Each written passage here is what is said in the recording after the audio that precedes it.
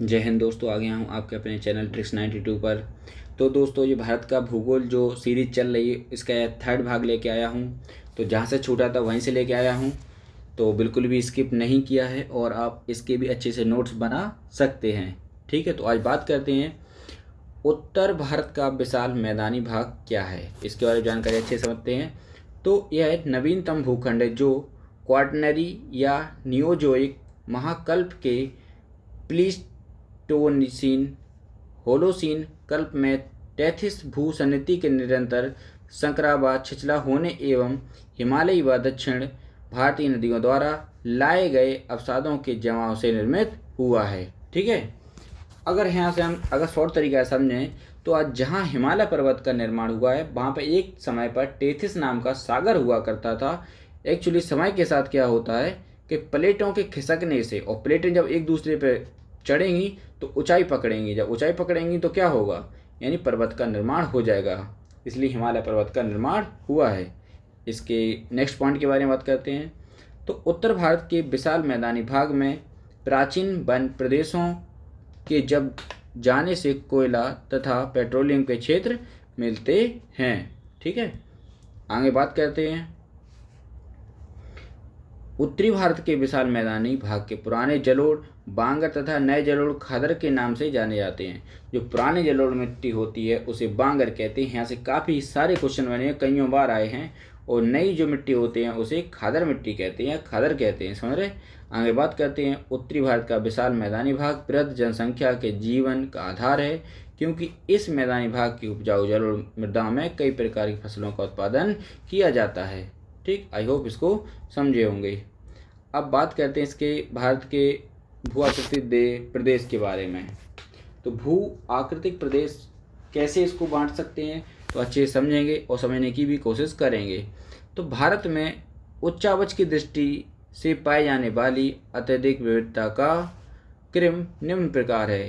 पर्वत 10.6%, पहाड़ियाँ 18.5%, पठार 27.7% और मैदान 43.2% पाए गए हैं।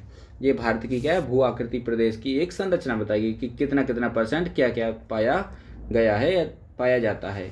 आई होप इसको समझे होंगे। और क्वेश्चन यहाँ से काफ़ी ज़्यादा पूछ लेते हैं, जैसे कई बार ये आया है कि पठारी मैदान कितना परसेंट है लगभग, या पहाड़ियाँ कितने परसेंट है लगभग, पर्वत कितने हैं, मैदानी भाग कितना है। तो आई होप इसको अच्छे से समझ सकते हैं। अब आगे बात करते हैं इसके नेक्स्ट पॉइंट की। तो भू आकृतिक आधार पर भारत देश को निम्नवत 5 भौतिक प्रदेशों में विभक्त किया गया है, जैसे कि पहला है हिमालय पर्वतीय प्रदेश, उत्तर विशाल मैदानी प्रदेश, प्रायद्वीपीय पठारीय भाग, तटवर्ती मैदानी प्रदेश और द्वीपीय समूह। यहाँ पे इनको इन 5 तरीकों से भौतिक प्रदेशों में बांटा गया है। ठीक है, आई होप इसको भी अच्छे समझ लेना। अब देखो यहाँ पे मैदान अगर मैप के हिसाब से देखें तो जो ऊपर रेड कलर का है ये क्या है, हिमालय पर्वतीय प्रदेश है। जो ग्रीन दिख रहा है यहाँ पे ग्रीन भाग है, ये उत्तर का विशाल मैदानी प्रदेश है। जो येलो दिख रहा है ये उत्तर पश्चिम मरुस्थलीय क्षेत्र है। और इसके नीचे वाले भाग की अगर बात करते हैं तो प्रायद्वीपीय पठारी भाग है, जो कहीं ना कहीं ऑरेंज कलर का है, प्रायद्वीपीय पठारी भाग है। और जो डार्क ग्रीन है तटीय मैदानी प्रदेश है। ठीक, आई होप इसको अच्छे से समझे होंगे। और इसे कोई हमने पूरा नाम क्या दे दिया है, द्वीपीय समूह है। समूह का मतलब होता है यहाँ पे हमारा लक्षद्वीप है और यहाँ पे हमारा अंडमान निकोबार है, तो इनका द्वीपीय समूह है। द्वीपीय समूह, द्वीप जो होते हैं, आइलैंड जो होते हैं, उनका समूह है। ठीक है, यहाँ पे लक्षद्वीप और यहाँ पे हमारा कौन सा, अंडमान निकोबार। तो आई होप इसको अच्छे से समझ सकते हैं। अगर बात करते हैं इसके पहले हेडिंग की, तो इसकी जो पहली हेडिंग थी वो हमने पढ़ी थी हिमालय पर्वत प्रदेश कौन कौन से होते हैं। तो हिमालय पर्वत प्रदेश को समझने के लिए, और यहाँ से काफ़ी क्वेश्चन आए हैं, बताते चलूँगा कौन कौन से किस किस टाइप के क्वेश्चन बने हैं, तो इसको अच्छे से समझेंगे। ठीक है, अब बात करते हैं इंडो ऑस्ट्रेलियन प्लेट।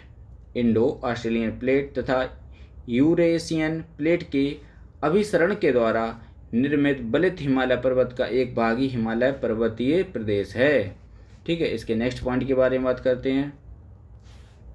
तो हिमालय की सभी श्रृंखलाओं का निर्माण अल्पाइन भू संचलन के तहत टर्सरी युग में है। टेथिस युग में टेथिस भूसंनति सागर में अवसादी के जमाव के फलस्वरूप हुआ है, अतः टेथिस सागर को हिमालय का गर्भगृह या जन्म स्थल कहा जाता है? पहले ही बता चुके हैं, तैतीस सागर। और भारत को उत्तरी सीमा पर विश्व की सबसे ऊंची एवं पूर्व से पश्चिम में विस्तृत हिमालय सर्वेश सबसे बड़ी पर्वतमाला है, जो कि विश्व की नवीनतम मूर्धर पर्वत श्रेणी है। हिमालय पर्वत श्रेणी के पश्चिमी भाग में नंगा पर्वत के निकट एवं पूर्वी भाग में नामचंबा के निकट दो तीखे अक्षीय संघीय मोड़ हेयरपिन टर्न की भांति मिलते हैं, जिनका निर्माण प्रायद्वीपीय पठारी भाग के उत्तर पूर्वी दबाव के कारण हुआ है। ठीक है, इसके नेक्स्ट पॉइंट के बारे में बात करते हैं। तो हिमालय की पर्वत श्रेणियां प्रायद्वीपीय पठार की ओर उत्तर एवं तिब्बत की ओर अवतल हो गई हैं तथा हिमालय के पश्चिम से पूर्व की ओर चौड़ाई कम होती जाती है, किंतु ऊंचाई बढ़ती जाती है। ढाल भी तीव्र होता जाता है। हिमालय पर्वत श्रृंखला कश्मीर में अरुणाचल प्रदेश तक 2500 किलोमीटर फैली हुई है तथा इसकी पूर्व में चौड़ाई 150 किलोमीटर और पश्चिम में चौड़ाई 500 किलोमीटर तक है तथा पश्चिम हिमालय पर्वत श्रृंखला की औसतन ऊंचाई 6000 मीटर है। अब बात करते हैं आगे।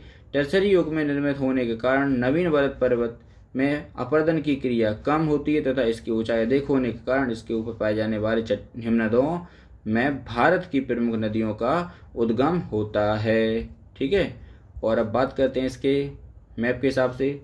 तो जो डार्क रेड है कह सकते हैं, ये कौन सा महान हिमालय है पूरा। इसके जो नीचे वाला है वो मध्य हिमालय है और जो सबसे नीचे वाला है वो शिवालिक हिमालय है। यानी हिमालय को यहाँ पे कितने 3-4 तरीके से इसको बांट सकते हैं। हिमालय पर्वतीय प्रदेश को अच्छे समझने की कोशिश करेंगे। हिमालय पर्वतीय प्रदेश 57,05,78,000 वर्ग किलोमीटर क्षेत्र में विस्तृत है, जिसको 3 भागों में व्यक्त किया गया है।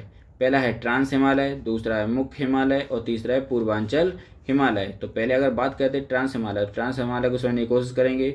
तो ट्रांस हिमालय हिमालय पर्वतीय प्रदेश का सबसे ऊपरी भाग है, जो मुख्य रूप से भारत के जम्मू कश्मीर तथा तिब्बत में विस्तृत है। ट्रांस हिमालय मुख्य हिमालय की दृष्टि में स्थित होने के कारण इसमें शुष्क परिस्थितियां पाई जाती हैं। आई होप इसको भी समझे होंगे।